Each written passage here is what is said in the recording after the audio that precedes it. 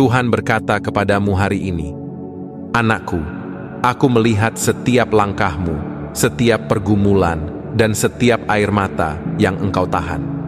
Jangan pernah merasa sendirian, karena aku selalu bersamamu."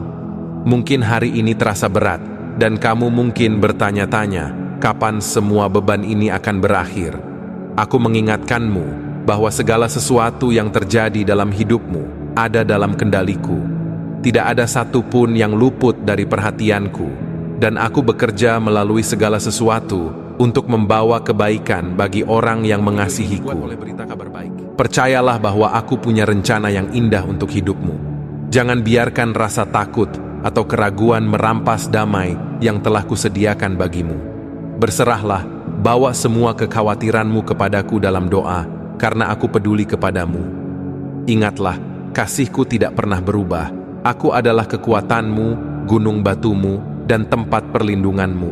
Tidak peduli betapa sulitnya jalan yang kamu lalui saat ini, percaya dan tetaplah kuat dalam iman anakku. Aku adalah Allah yang setia, dan janjiku adalah ya dan amin. Jika kamu menerima pesan ini, ketik "Terima kasih Tuhan" dan bagikan dengan teman.